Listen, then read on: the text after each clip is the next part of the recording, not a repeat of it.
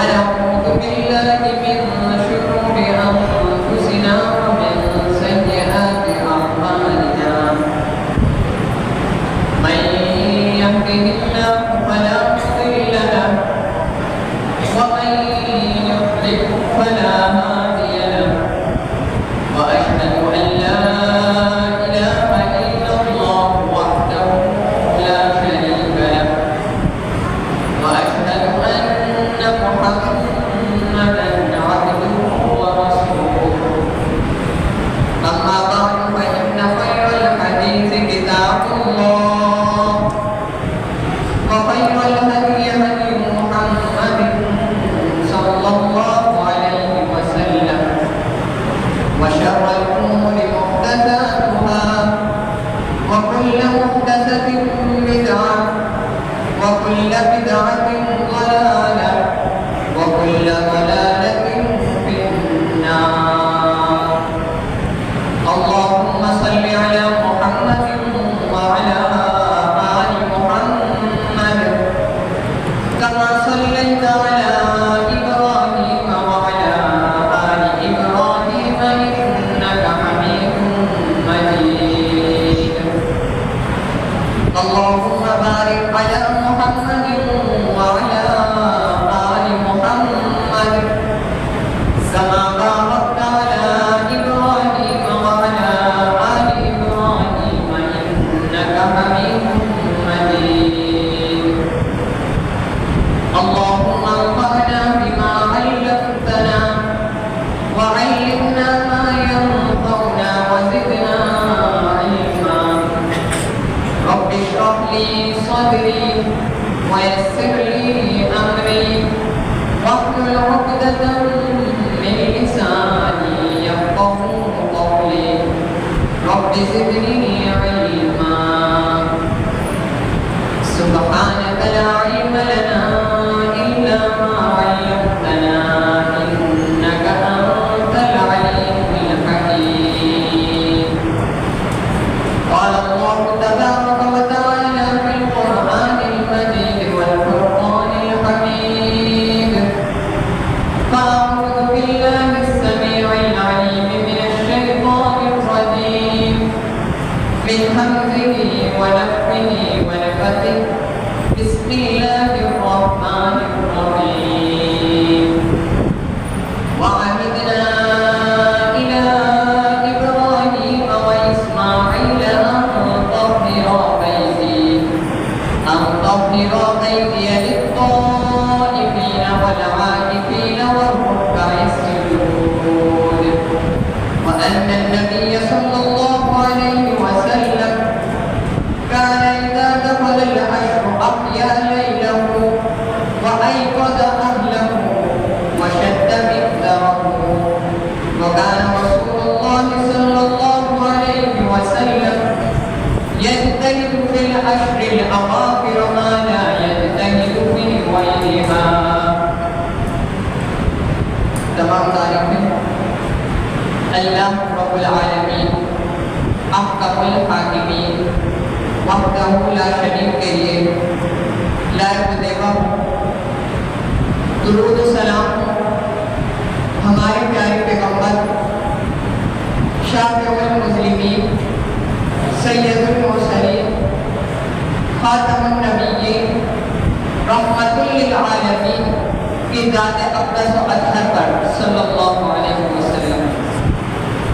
سامعین محترم، اللہ تعالیٰ کا ہم پر احسان ہے، فضل ہے اللہ کا ہم پر کہ اس نے ہمیں یہ ماہ مبارک ماہ رمضان عطا کیا اور اس میں ہمیں اللہ نے اس لائق بنایا. اللہ نے ہمیں یہ توفیق دی کہ ہم اس مہینے کی سعادتوں سے رحمتوں سے فائدہ اٹھا سکیں. اللہ نے ہمیں صحت دی کہ ہم اس کے اس مہینے کی جو اس مہینے میں اس نے ہم پر روزے فرض کیے ہیں وہ روزے ہم رکھ کر اللہ کی عبادت کر سکیں، اس کا شکر ادا کر سکیں، اس کی نعمتوں سے ہم فائدہ اٹھا سکیں اور دنیا آخرت کی بھلائی کا سوال کر سکیں. میں نے آپ کے سامنے سورۃ البقرہ سے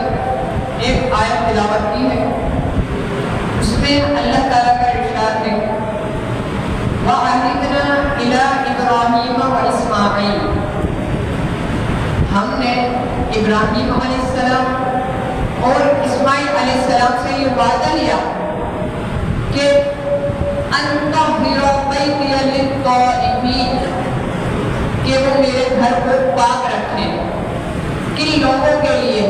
للطائفین، طواف کرنے والوں کے لیے، والعاکفین، اور اعتکاف کرنے والوں کے لیے، والرکع السجود، اور اس میں رکوع اور سجود کرنے والوں کے لیے اللہ کے گھر کو پاک رکھیں۔ اس میں اللہ نے اپنے گھر کو پاک رکھنے کا حکم دیا ہے۔ صرف جہاں بھی اللہ کی عبادت کی جائے، اللہ کے لیے سجدہ کیا جائے، رکوع کیا جائے، وہ اللہ کا گھر ہے، وہ مسجدیں ہیں، لہذا ان تمام مسجدوں کو پاک صاف رکھنا ہماری ذمہ داری ہے۔ پاک صاف کس چیز سے رکھا جائے؟ کیا صرف ظاہری طور پر پاک رکھنا چاہیے اللہ کے گھروں کو؟ ظاہری طور پر تو ہے لازمی، لیکن اس کے ساتھ ساتھ باطنی طور پر بھی اللہ کے گھر کو پاک رکھا جائے کہ اس میں کوئی ایسا عمل نہ کیا جائے جو اللہ کو پسند نہ ہو، اللہ کے گھر میں شرک نہ کیا جائے، ایسے اعمال نہ کیے جائیں کہ جو شرک والے ہوں، جس سے اللہ ناراض ہوتا ہو۔ یہ باطنی طور پر بھی اللہ کے گھر کو پاک رکھنا ہے۔ اس ٹائم پر آپ صلی اللہ علیہ وسلم کے دور میں نبوت سے پہلے اللہ کے گھر میں بت رکھے ہوئے تھے، تو اس میں اللہ کے نبی کریم صلی اللہ علیہ وسلم نے جب فتح مکہ کیا تو اس میں بھی اللہ کے نبی نے بتوں کو توڑا، اللہ کے گھر کو شرک سے پاک کر دیا۔ ہماری بھی ذمہ داری ہے کہ ہم صرف کیا دوسروں کو منع کریں گے کہ شرک سے پاک کیا جائے؟ نہیں، بلکہ ہم خود بھی، ہمارے اوپر بھی یہ لازم آتا ہے کہ جب بھی ہم اللہ کے گھر کی طرف آئیں تو ظاہری طور پر تو پاک صاف ہو کر آئیں، لیکن باطنی طور پر بھی اپنے دل کو پاک صاف کر کے مسجد میں آئیں۔ کئی ہمارے اعمال ایسے تو نہیں کہ جو ہمیں معلوم ہی نہیں ہے، ہم سے شرک ہو رہا ہو۔ ریاکاری ایسا عمل ہے کہ جو نہ چاہتے ہوئے بھی بندہ ظاہر اس کے اندر وہ آ جاتی ہے ریاکاری سے اللہ تعالیٰ ہم سب کو پاک صاف رکھے۔ عائشہ رضی اللہ تعالیٰ عنہ بیان کرتی ہیں نبی کریم صلی اللہ علیہ وسلم کان اذا دخل العشر احیا لیلہ، کہ جب آخری عشر رمضان کا داخل ہوتا تو آپ صلی اللہ علیہ وسلم کا طرز عمل یہ ہوتا تھا کہ آپ اس کی راتوں کو جاگتے تھے۔ اللہ کا یہ ہم پر احسان ہے کہ اللہ نے رمضان کو عطا کیے اور اس کے پورے صحت کے ساتھ گزارنے کے اللہ نے توفیق دی۔ اللہ کے نبی کریم صلی اللہ علیہ وسلم کا عمل یہ ہوتا تھا کہ پورے رمضان میں نہایت کمر بستہ ہو کر اس میں اللہ کی عبادت کرتے تھے، خاص کر آخری عشرے میں۔ اذا دخل العشر احیا لیلہ، عائشہ رضی اللہ تعالیٰ عنہ ام المؤمنین فرماتی ہیں کہ جب آخری عشرہ داخل ہوتا آپ صلی اللہ علیہ وسلم آخری عشرے کی راتوں کو جاگتے تھے، صرف خود نہیں جاگتے تھے، وَأَيْقَظَ أَهْلَهُ، بلکہ اپنے گھر والوں کو بھی جگاتے تھے، اپنے اہل و عیال کو بھی جگاتے تھے کہ اس رات کو اٹھ کے عبادت کریں۔ وَأَيْقَظَ أَهْلَهُ وَشَدَّ مِئْزَرَهُ، اور اللہ کے نبی کریم صلی اللہ علیہ وسلم ان راتوں میں اتنی عبادت کرتے ہوئے آپ فرماتی ہیں کہ ان راتوں کے علاوہ آپ کبھی اتنی محنت نہیں کرتے تھے عبادتوں میں جتنی ان راتوں کو کرتے تھے اللہ کے نبی کریم صلی اللہ علیہ وسلم۔ دورے حاضر میں آپ کو مثال دیتا ہوں، رمضان کے ویسے تو پورے رمضان میں ہی ہم دیکھتے ہیں بازاروں کی حالت 24 گھنٹے کھلے ہوئے ہوتے ہیں۔ رمضان میں جو بیچنے والے ہوتے ہیں انہیں پتہ ہے رمضان کی اہمیت خرید و فروخت کے حوالے سے کہ اس رمضان میں پورے سال جتنی بکری نہیں ہوتی، جتنی چیز خرید و فروخت نہیں ہوتی، وہ اس مہینے میں ہوتی ہے۔ انہیں اس کی اہمیت خرید و فروخت کے حوالے سے پتہ ہے۔ بازار بھرے ہوئے ہوتے ہیں، 24 گھنٹے کھلے ہوئے ہوتے ہیں، یہاں تک کہ رمضان میں اپنے ورکروں کو یہ کہا جاتا ہے کہ تم صرف جو 12 گھنٹے لگاتے تھے، ابھی رمضان میں 12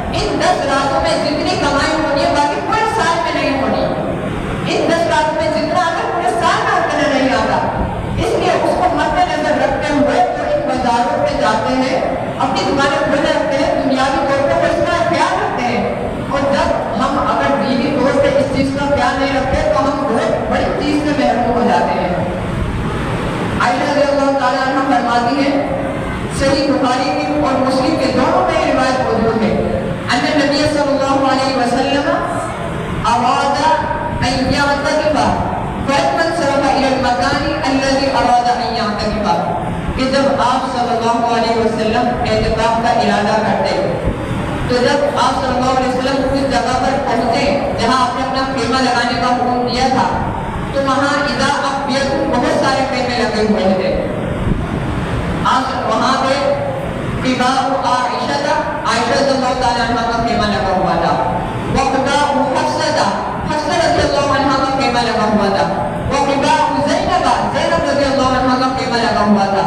پھر جب آپ صلی اللہ علیہ وسلم اس جگہ پر آئے فقال البر تقولون بهن, تو آپ صلی اللہ علیہ وسلم نے اس کے بارے میں پوچھا کہ یہ کیا ہے.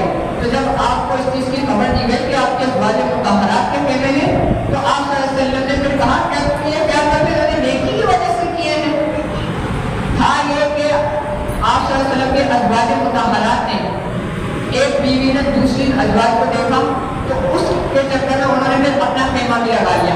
پھر جب دوسرے نے دیکھا کہ تیسری ازواج مطہرات نے بھی اپنا خیمہ لگا لیا تو آپ صلی اللہ علیہ وسلم نے اس دیکھا دیکھی کو پسند نہیں کیا. کیوں؟ آپ صلی اللہ علیہ وسلم کو معلوم تھا, آپ صلی اللہ علیہ وسلم کو بتا دیا گیا تھا کہ اعتکاف کو عبادت, ہر عبادت میں یہ ضروری ہے, اعتکاف میں بھی دیکھا دیکھی نہیں کرنی ہے بلکہ اللہ کی خالص نیت کے ساتھ, اللہ کے خلوص کے ساتھ, اللہ کے ساتھ اس کو ادا کرنا ہے. پھر آپ صلی اللہ علیہ وسلم نے فلم یا تقیب وہاں اعتکاف نہیں کیا حتی انصرفا حتی اعتکاف اشرف من شوال. پھر آپ صلی اللہ علیہ وسلم نے اعتکاف کو مؤخر کر دیا. آپ صلی اللہ علیہ وسلم نے اپنا خیمہ وہاں سے ہٹوا لیا حتیٰ کہ شوال کے جس میں ہم عید الفطر مناتے ہیں اس عشرے میں آپ صلی اللہ علیہ وسلم نے اعتکاف کیا. اس حدیث سے ہمیں یہ معلوم ہوا کہ خواتین کا اعتکاف مسجد میں ہونا چاہیے. اگر خواتین کا اعتکاف گھر میں ہوتا تو یہاں پر آپ صلی اللہ علیہ وسلم انہیں منع بھی نہیں کرتے بلکہ صرف ان کو کہتے گھر میں جا کے اعتکاف کرو. ایک اور روایت ہے صحیح بخاری مسلم میں, عائشہ رضی اللہ تعالیٰ عنہ فرماتی ہیں ان النبی صلی اللہ علیہ وسلم کان یعتکف العشر الاواخر من رمضان, کہ جب رمضان کا آخری عشرہ آتا تو آپ صلی اللہ علیہ وسلم اس میں اعتکاف کیا کرتے تھے. حتی توفاہ اللہ, یہاں تک کہ آپ صلی اللہ علیہ وسلم اللہ کو پیارے ہو گئے, اس دنیا سے رخصت ہو گئے. یعنی آپ صلی اللہ علیہ وسلم کی زندگی میں جتنے بھی رمضان آئے آپ نے اس میں اعتکاف کیا. بعض روایتوں میں ہے کہ آپ صلی اللہ علیہ وسلم نے بیچ کے عشرے میں, دوسرے عشرے میں اعتکاف کیا کرتے تھے. پھر جب آپ کو معلوم ہوا کہ لیلۃ القدر آخری عشرے میں آتی ہے تو آپ صلی اللہ علیہ وسلم نے خود بھی اور اپنے صحابہ کو بھی حکم دیا کہ آخری عشرے میں بھی اعتکاف کرو, آخری عشرے میں لیلۃ القدر کو ڈھونڈو. حتی توفاہ اللہ, یہاں تک کہ آپ اللہ کو پیارے ہوئے آپ مسلسل اعتکاف کرتے رہے. آگے اس حدیث میں ہے ثم اعتکف ازواجہ من بعدہ, پھر آپ صلی اللہ علیہ وسلم کے بعد آپ کی ازواج مطہرات نے بھی مسلسل اعتکاف کیا مساجد میں. ان احادیث سے ہمیں معلوم ہوتا ہے کہ خواتین کا اعتکاف مسجد میں ہے. جو اعتکاف خواتین کا گھروں میں کہتے ہیں صحیح ہے, وہ اس وجہ سے کہتے ہیں کہ ایک پردے کی وجہ سے کہ بے پردگی کا احتمال ہو, یا وہ یہ سمجھتے ہیں کہ گھروں میں سنت ہے جبکہ صحیح حدیث سے ثابت ہے الا یہ کہ قرآن میں ہے. قرآن میں اللہ تعالیٰ کا ارشاد ہے وَأَنْتُمْ عَاكِفُونَ فِي الْمَسَاجِدِ, کہ تم مسجدوں میں اعتکاف کرو. جب نص قرآن یا حدیث میں سے کوئی چیز آ جائے تو وہاں اس پر عمل کیا جائے گا کہ مرد ہو یا عورتیں ہوں ان کا اعتکاف مساجد میں ہوگا, گھروں میں درست نہیں ہے. اسی طرح حافظ ابن حجر اسقلانی رحمہ اللہ فرماتے ہیں کہ ان حدیث سے کہ جس میں آپ صلی اللہ علیہ وسلم کے ازواج مطہرات نے آپ کے بعد بھی اعتکاف کیا, اور جس میں صحیح مسلم میں روایت ہے کہ جب آپ صلی اللہ علیہ وسلم کا خیمہ لگا دیا گیا مسجد میں تو پھر اجازت مانگی عائشہ رضی اللہ تعالیٰ عنہ سے. عائشہ رضی اللہ تعالیٰ عنہ نے اجازت مانگی تو عائشہ رضی اللہ تعالیٰ عنہ کے خیمہ لگا دیا گیا. پھر عائشہ رضی اللہ تعالیٰ عنہ سے حفصہ رضی اللہ عنہ نے اجازت مانگی, ان کا خیمہ لگا دیا گیا. پھر زینب رضی اللہ تعالیٰ عنہ نے بھی اجازت مانگی اعتکاف کرنے کی تو ان کو بھی اعتکاف کی اجازت دے دی گئی. ابن حجر اسقلانی رحمہ اللہ کہتے ہیں کہ اگر عورتوں کا اعتکاف گھر میں ہوتا تو انہیں پھر مسجد کا کلی طور پہ منع کر کے یہ کہا جاتا کہ تم گھروں میں اعتکاف کرو. ان کو گھر میں اعتکاف کرنے کا حکم نہیں دیا گیا بلکہ ایک دیکھی کہ دودھ میں منع کیا ہے. دوسری وجہ یہ بیان کرتے ہیں ہو سکتا ہے اس وقت مسجد میں جگہ نہ ہو, اعتکاف زیادہ بڑھ گئے ہو, اس وجہ سے آپ صلی اللہ علیہ وسلم نے اپنا اعتکاف ختم کیا ہوگا. لیکن آپ صلی اللہ علیہ وسلم کے دور میں, آپ کے بعد بھی صحابہ کے دور میں کہیں سے نہیں ملتا کہ عورتوں نے گھروں میں اعتکاف کیا ہو. اسی طرح اعتکاف کا آغاز کب سے کیا جائے؟ عبداللہ بن عمر رضی اللہ تعالیٰ بیان کرتے ہیں, صحیح بخاری شریف میں روایت موجود ہے, کان رسول اللہ صلی اللہ علیہ وسلم یعتکف العشر الاواخر من رمضان, کہ آپ صلی اللہ علیہ وسلم رمضان کے آخری عشر میں اعتکاف کیا کرتے تھے. دوسری روایت میں ہے, عائشہ رضی اللہ تعالیٰ عنہ بیان کرتی ہے, صحیح مسلم میں روایت موجود ہے, کان رسول اللہ صلی اللہ علیہ وسلم اذا اراد ان یعتکف صلی الفجر ثم دخل معتکفہ, کہ جب آپ صلی اللہ علیہ وسلم اعتکاف کا ارادہ کرتے پھر اس کے بعد فجر کی 21ویں رات مسجد میں اعتکاف سے باہر گزارنے کے بعد فجر کی نماز پڑھ کر اپنی سنتوں سے فارغ ہو کر اپنے اعتکاف کے اندر داخل ہوتے. پہلی روایت میں ہے آخری عشر میں آپ صلی اللہ علیہ وسلم اعتکاف کرتے. دوسری روایت میں ہے, عائشہ رضی اللہ تعالیٰ عنہ کی روایت میں ہے کہ آپ فجر پڑھ کر اپنے اعتکاف کے اندر داخل ہوتے. دونوں روایت سے ہمیں معلوم ہوتا ہے کہ معتکف 20 روزے کو 20 افطاری کرنے سے پہلے مسجد میں آ جائے, 21ویں شب شروع ہونے سے پہلے 21ویں شب اعتکاف سے باہر گزارے, اپنی ساری تمام عبادت جو اس نے کرنی ہو مت رہے وہ اعتکاف سے باہر کرے. پھر فجر کی نماز پڑھنے کے بعد, سنتوں سے فارغ ہونے کے بعد, نوافل پڑھنے کے بعد پھر اپنے اعتکاف کے اندر داخل ہو. سنت طریقہ یہ ہے. اب اعتکاف کے اندر فرائض کو ادا کرنے ہی کرنے ہیں, فرائض کی ادائیگی کے ساتھ ساتھ نوافل کا بھی اہتمام کیا جائے. نوافل اس طرح سے ابو ہریرہ رضی اللہ تعالیٰ عنہ بیان کرتے ہیں, اللہ کے رسول صلی اللہ علیہ وسلم نے فرمایا کہ اللہ رب العالمین فرما رہا ہے. یہ حدیث قدسی ہے. حدیث قدسی وہ ہوتی ہے کہ تو اللہ خود کہے اپنے نبی صلی اللہ علیہ وسلم سے کہے کہ تم کو اللہ تعالیٰ یہ کہہ رہا ہے. اللہ رب العالمین فرما رہا ہے کہ جو میرے دوست سے دشمنی کرتا ہے میں اس سے اعلان جنگ کرتا ہوں. اللہ کا دوست کون ہے؟ اللہ آگے فرماتا ہے کہ بندہ فرائض کی ادائیگی کرتا رہتا ہے, وہ میرا تقرب حاصل کرتا ہے, وہ میرا تقرب فرائض کے ساتھ حاصل کرتا رہتا ہے. فرائض صرف فرض نمازیں ہی نہیں ہیں جو اس پر روزے فرض کیے گئے ہیں, وہ چیز جو اس پر زکوٰۃ فرض ہے, جو اس پر حج فرض ہے, تمام جو فرائض اسلام نے بتایا وہ ادا کرتا رہتا ہے. وہ اللہ کے قریب ہو جاتا ہے, اللہ کا دوست بن جاتا ہے. پھر آگے اللہ رب العالمین فرما رہا ہے کہ جب وہ فرائض کے ساتھ نوافل کی ادائیگی کرتا ہے, حتیٰ کہ نوافل کی ادائیگی کرتا رہتا ہے, تو اس کو پسند کرنے لگ جاتا ہے, وہ میرا محبوب بن جاتا ہے. یہاں یہ بات ہو رہی ہے کہ ایک بندہ جو اللہ کی عبادت کر رہا ہے صرف وہ اللہ کو پسند نہیں کر رہا بلکہ اللہ رب العالمین کہہ رہے میں اس کو پسند کرنے لگ جاتا ہوں, میرا محبوب بن جاتا ہے.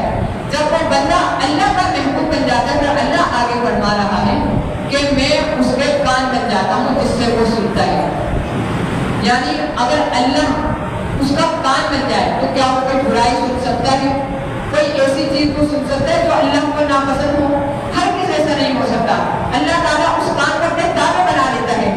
اللہ آگے فرما رہا ہے کہ میں اس کی آنکھ بن جاتا ہوں جس سے وہ دیکھتا ہے, میں اس کے ہاتھ بن جاتا ہوں جس سے وہ پکڑتا ہے, میں اس کے پاؤں بن جاتا ہوں جس سے وہ آگے چلتا ہے. تو یعنی اگر ساری چیزیں اگر اللہ کے تابع ہو گئے تو ایسے کیسے ممکن ہو سکتا ہے کہ بندہ اللہ کی نافرمانی کر سکے؟ اور یہ کن چیزوں کی وجہ سے ہوا؟ نوافل کی ادائیگی کی وجہ سے. نوافل کا ہمیں ضرور اہتمام کرنا چاہیے. معتکفین ہی نہیں, عام بندے بھی جتنا ہو سکے یہ رمضان میں آپ نوافل ادا کریں گے, اللہ اس کا اتنا درجہ بڑھا کے ثواب دے گا کہ فرائض تک پہنچ جاتا ہے. جتنا آپ کا خلوص نیت ہوگا, جتنے خلوص نیت سے آپ اللہ کو یاد کریں گے, اللہ تعالیٰ آپ کا درجہ بڑھاتا رہے گا. آگے اللہ رب العالمین فرما رہا ہے کہ جب بندہ نوافل کی ادائیگی کرتا رہتا ہے تو جو وہ مجھ سے دعا کرتا ہے میں اس کو قبول کرتا ہوں.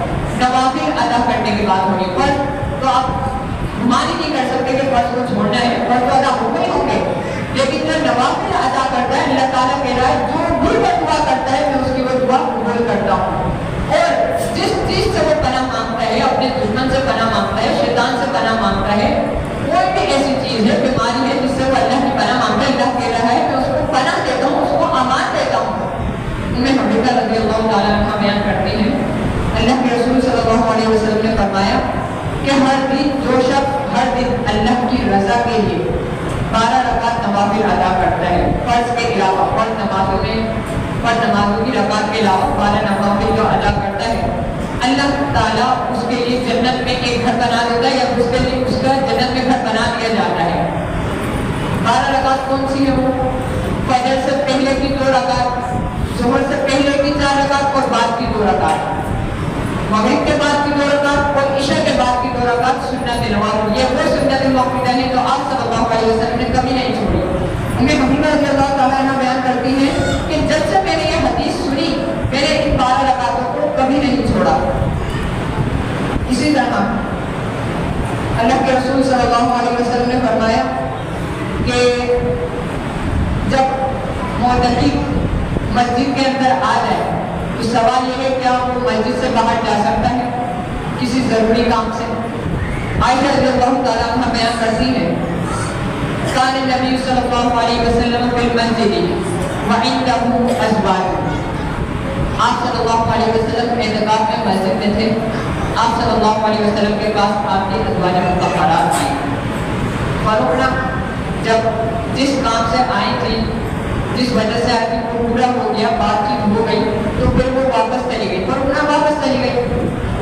وقال لصفیہ بنت حیی لا تعجلی حتی انصرف معی، تو صفیہ بنت حیی آپ صلی اللہ علیہ وسلم کی زوجہ محترمہ وہ رہ گئی تھی، تو آپ صلی اللہ علیہ وسلم نے ان سے فرمایا کہ تم جلدی نہیں کرو، میں تمہارے ساتھ چلتا ہوں۔ آپ صلی اللہ علیہ وسلم اعتکاف کی حالت میں تھے، آپ صلی اللہ علیہ وسلم نے فرمایا میں تمہیں چھوڑنے چلتا ہوں۔ وکان بیتھا فی دار اسامہ تھا، صفیہ رضی اللہ عنہ کا گھر دار اسامہ میں تھا جو دور ہے تھوڑا۔ فخرج النبی صلی اللہ علیہ وسلم معها، تو آپ صلی اللہ علیہ وسلم ان کے ساتھ روانہ ہوئے، ان کے ساتھ تشریف لے گئے۔ فلقیہ رجلان من الانصار، تو آپ صلی اللہ علیہ وسلم کی ملاقات 2 انصاری صحابہ سے ہوئی۔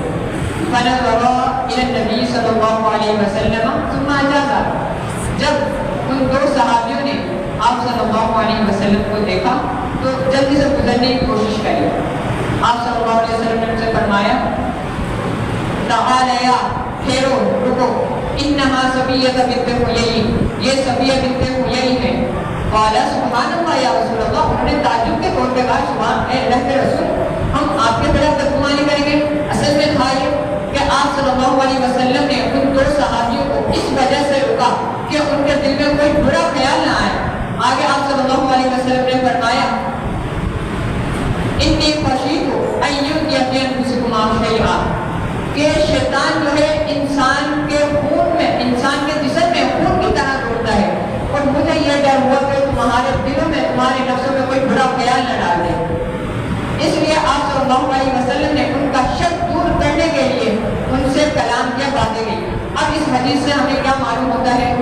صحیح بخاری شریف کی روایت ہے، ایک تو یہ کہ ضروری کام ہو، انتہائی ضروری کام ہو جس کے بغیر کوئی چارہ نہ ہو، معتکف اعتکاف کرنے والا مسجد سے باہر جا سکتا ہے۔ وہ ضروری کام کیا ہو سکتے ہیں کہ بیمار ہو گیا ہو، کہ اس کے لیے یہاں پہ علاج کرنا ضروری مشکل ہو، دشوار ہو جائے تو اس کو باہر ڈاکٹر کے جانا ضروری ہے، یا پھر ایسی جگہ پر بیٹھا ہوا ہو جہاں اس کو کھانا لانے کے لیے کوئی نہ ہو تو اپنا کھانا لینے خود جا سکتا ہے، یا ایسا بھی ہوتا ہے پخانہ پیشاب وغیرہ کرنے کے لیے، باتھ روم جانے کے لیے باہر جانا پڑے، باتھ روم باہر میں وضو کرنے کے لیے تو وہاں جا سکتا ہے۔ اسی طرح ہمیں یہ بھی معلوم ہوا اس حدیث سے کہ جب اگر معتکف باہر گیا ہوا ہے تو وہ ضروری بات بھی کر سکتا ہے، انتہائی ضروری بات، بنا وجہ کی بات نہیں، جیسا کہ آپ صلی اللہ علیہ وسلم نے بہت ساری صحابہ سے بھی ان کا شک دور کرنے کے لیے۔ ایک اور چیز ہمیں یہ بات معلوم ہوئی جو عام طور پر معتکف ہی نہیں، جو عام طور پر دیکھا جائے کہ شک کو دور کیا جائے۔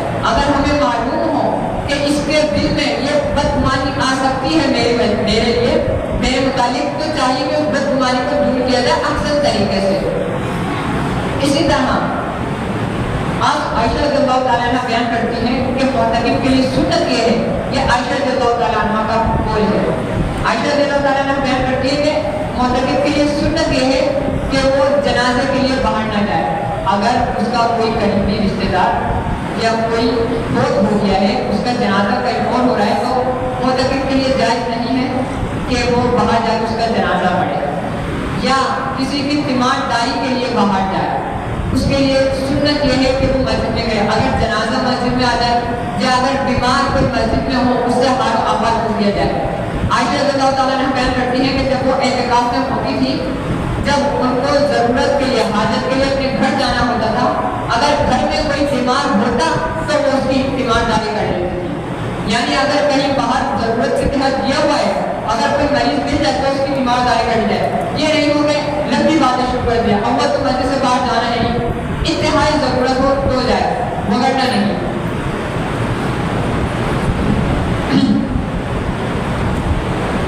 اب اعتکاف کے اندر مسجد کے اندر کیا متفقین بات کر سکتے ہیں یا نہیں ایک دوسرے سے, ایک دوسرے کے ساتھ تو چھوڑیں. حذیفہ ابو سعید خدری رضی اللہ عنہ روایت کرتے ہیں کہ رسول اللہ صلی اللہ علیہ وسلم کے پاس کچھ صحابہ آپ صلی اللہ علیہ وسلم اعتکاف میں تھے. آپ صلی اللہ علیہ وسلم صرف اعتکاف میں نہیں اپنے خیمے میں موجود تھے. جب صحابی آپ صلی اللہ علیہ وسلم کے پاس آئے, صحیح بخاری میں روایت ہے, تو آپ صلی اللہ علیہ وسلم نے اپنے خیمے کی چادر ہٹائی, اپنا سر مبارک صرف باہر نکالا ان سے بات کرنے کے لیے. اپنا سر مبارک باہر نکال کر جو ان کی باتیں تھی وہ سنی, ان کا جواب دیا, پھر دوبارہ آپ صلی اللہ علیہ وسلم اندر تشریف لے کر اپنے خیمے میں اور کوئی بات چیت نہیں کرے. اس سے ہمیں یہ معلوم ہوتا ہے کہ بلا ضرورت خیمے سے نہیں نکلنا چاہیے. جتنا ہو سکے انفرادی طور پر اپنی عبادت خیمے کے اندر ہی کی جائے, الا یہ کہ کوئی درس ہو رہا ہو, کوئی ایسی تربیت کی نشست ہو رہی ہو, صبح جو غسل کے فرائض یا کچھ ایسی چیزیں بتائی جا رہی ہوں جس میں سب کو جمع کیا گیا ہو, اس میں شامل ہو جائے. مگر معتکف کے لیے سنت یہ ہے کہ وہ اپنے اعتکاف کے اندر ہی رہے. اس سے ہمیں یہ بھی پتہ چلتا ہے کہ آپ صلی اللہ علیہ وسلم نے صحابی سے ضروری بات کے لیے صرف اپنے سر مبارک باہر نکالا تھا. اور اگر ہم اعتکاف کریں بلا وجہ اگر اپنے خیمے سے باہر آ کر بیٹھیں, ادھر ادھر جا کر بیٹھے باتیں کریں, تو یہ سنت کے خلاف ورزی ہے. اللہ کہ آپ کا اعتکاف میں بھی کمزوری آ سکتی ہے. جس سے اعتکاف کا جو ایک مقصد ہے وہ ضائع ہو جائے گا. اس چیز سے اعتکاف کا مقصد کیا ہے ہمارا؟ اعتکاف کا مقصد یہ ہے کہ ہم اللہ کی رضا کے لیے دنیا سے تعلق ختم کر کے مسجد میں آئے ہیں, دنیا سے تمام تعلقات ختم کر کے. ایک چیز یہ موبائل, اگر ہم موبائل مسجد میں لائے ہیں تو اس چیز کا بھی خیال رکھا کریں کہ ضروری بات کرنے, انتہائی ضروری بات کرنے پھر والے سے اس کے لیے لائیں, کاروباری چیز کے لیے نہیں لائیں, کیونکہ ہم دنیا سے کٹ کر یہاں پر آئے ہیں. دنیا سے کٹ کر آئے ہیں. موبائل میں کوئی ایسے خاص کر ریپ ٹون بھی چینج کر دے جس سے ہمارا اعتکاف کو خراب ہونے, روزے خراب ہونے کا خدشہ ہو. اللہ یہ کہ آپ مکمل طور پر اس کو سائلنٹ پہ رکھیں تاکہ کوئی ہو نہیں. جب دیکھ رہے ہیں ہمیں کال آئی بھی ہے, ضروری بات ہے, گھر سے ضروری ہو سکتا ہے, پھر کال کر لیں, ورنہ موبائل کی ضرورت نہیں. جبکہ ہم علاقے میں ہی بیٹھے ہوئے ہیں, ہمارے رشتے دار گھر میں آتے, مسجد میں آتے جاتے رہتے ہیں, کوئی بھی بات ہم ان کو بتا دیں موبائل کی ضرورت ہی کیا ہے. کیونکہ پھر ہم موبائل میں ہماری ایک فطرت یہ بن گئی ہے, عادت یہ بن گئی کہ ہم موبائل اگر ہمارے پاس ہوتا ہے نا, چیک تو کرتے ہیں ہم اس کو بلا وجہ چیک تو کرتے ہیں. اس لیے موبائل جتنا ہو سکے دور رکھ کے گھر پر رکھ کر اس کو لانے کی ضرورت نہیں ہے. خاص کر نوجوان طبقہ جو ہے وہ اعتکاف میں جو بیٹھتے ہیں دیکھا دیکھی کے طور پہ بیٹھتے ہیں. ایک دوست بیٹھ گیا, اس کو دیکھ کے پھر دوسرا تیسرا بیٹھتا ہے. اس سے ہوتا یہ ہے کہ ان کے نیت جو ہے خالص نہیں رہتی, ایک شغل میلے کے لیے بیٹھتے ہیں, اللہ کے لیے خالص نہیں بیٹھتے. پھر وہ نوجوان جو اللہ کے لیے خالص بیٹھتے ہیں, جو دوسرے جو ہے وہ باتیں کرنے کے لیے صرف آتے ہیں, وہ ان کو بھی خراب کر دیتے ہیں. اللہ یہ کہ جس کو اللہ محفوظ رکھے. ان راتوں میں خاص کر جو جاگی رات آ رہی ہیں, اللہ تعالیٰ ہمیں ان کی سعادتوں سے مالا مال فرمائے. اللہ تعالیٰ ہمیں اس رات کو, لیلۃ القدر کو, لیلۃ القدر خیر من الف شہر, جس کو اللہ تعالیٰ 13,000 مہینوں کی راتوں سے بہتر ہے, اللہ تعالیٰ ہمیں اس کو حاصل کرنے والا بنا دے. اللہ تعالیٰ ہمیں رمضان کے جو اللہ اس کا حق ہے اس کا ادا کرنے کی توفیق عطا فرمائے. وما علینا الا البلاغ المبین.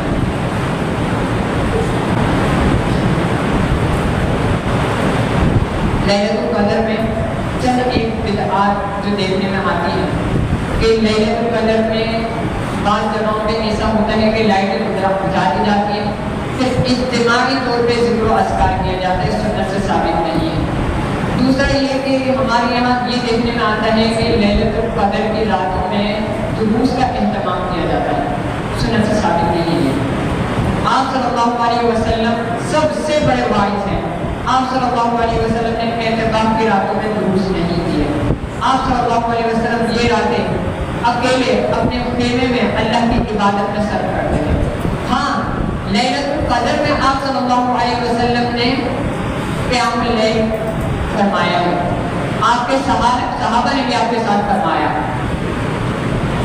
حدیث میں آتا ہے آپ صلی اللہ علیہ وسلم نے 23ویں شب کو اتنا لمبا قیام کیا اپنے صحابہ کے ساتھ۔ صحابہ عرض کرتے ہیں کہ ہم 1/3 رات گزر گئی۔ پھر 25ویں رات کو آپ نے اتنا لمبا قیام کیا کہ نصف رات گزر گئی۔ صحابی کہتے ہیں اللہ کے رسول صلی اللہ علیہ وسلم مجھے خواہش تھی کہ آپ صلی اللہ علیہ وسلم پوری رات کی قیام اللیل کو گزارتے تھے۔ پھر 27ویں رات میں آپ نے صرف خود قیام اللیل نہیں کیا بلکہ اپنی ازواج مطہرات کو بھی بلا کر قیام اللیل کرنے کے لیے۔ ہم نوافل کو اہمیت نہیں دیتے، ہم ضروری نہیں سمجھتے کہ فرائض ادا تو ہو رہے ہیں، یہ نوافل ہی تو ہے صرف۔ آپ صلی اللہ علیہ وسلم نے اتنا اہتمام کیا حتیٰ کہ انہیں آپ صلی اللہ علیہ وسلم کو ڈر ہو گیا، خدشہ ہو گیا کہ یہ فرض نہ کر دی جائے، اتنا اہتمام کرتے تھے آپ صلی اللہ علیہ وسلم۔ ہمیں بھی چاہیے کہ ہم قیام اللیل خاص کر ان راتوں میں انفرادی طور پر اللہ کے لیے اللہ کے سامنے کھڑے ہو کر لمبے لمبے قیام کریں۔ جتنا ہمیں قرآن پڑھنا آتا ہے قرآن پڑھے قیام اللیل کے اندر۔ ان راتوں میں اللہ کو راضی کریں، دعائیں کریں، سنت کے مطابق طریقہ یہ ہے کہ قرآن پڑھیں، اس پر غور و فکر کریں، دعائیں کریں، نوافل پڑھیں۔ اگر یہ نہیں ہوتا تھا ایک وقت بعد ہے کہ ہم اتنی دیر میں قرآن پڑھیں گے، اتنی دیر میں نوافل پڑھیں گے، اتنی دیر میں ذکر و اذکار کریں گے، اتنی دیر میں دعائیں کریں گے، تو آپ کا وقت ایک آسانی سے پورا ہو جائے گا کہ یہی نہ ہو کہ ہم صرف ایک ہی عبادت میں مشغول ہو جائے۔ دوسرے ایک یہ ہے کہ جب معتکفین اپنے اعتکاف مکمل کر لیتے ہیں، ایک یہ بدعت دیکھنے میں آتی ہے۔ بدعت اس لیے کرو کہ نئی چیز ہے، آپ صلی اللہ علیہ وسلم کی سنت سے ثابت نہیں ہے کہ اعتکاف کرنے والے کو ہار پہنایا جاتا ہے، خوشی منائی جاتی ہے۔ نہ آپ صلی اللہ علیہ وسلم نے کی یہ چیز، نہ صحابہ کرام سے ثابت ہے یہ چیز۔ مٹھائیوں کا اہتمام کیا جاتا ہے، معتکف کے لیے دعوت کا اہتمام کیا جاتا ہے، تو یہ سنت سے ثابت نہیں ہے۔ اللہ تعالیٰ سے دعا ہے کہ اللہ تعالیٰ ہمیں جو اعتکاف کر رہے ہیں وہ خالص نیت کے ساتھ اعتکاف کرنے کی توفیق عطا فرمائے، اور جن کو جو رمضان میں اللہ نے ان کو توفیق دی ہے عبادت کرنے کی، اللہ تعالیٰ ان کی عبادت قبول فرمائے۔ مزید ہم سے جو آخر کی تنظیم لے گئے اس میں اللہ تعالیٰ ہم سے خوب عبادت کروائے، اپنی رضا والے کام کروائے، آمین۔ سبحانک لا علم لنا الا ما علمتنا انک انت العلیم الحکیم۔ اقول قولی ھذا واستغفر اللہ لی ولکم ولسائر المسلمین واستغفروہ انہ هو الغفور الرحیم۔ قوموا الی الصلاۃ یرحمکم۔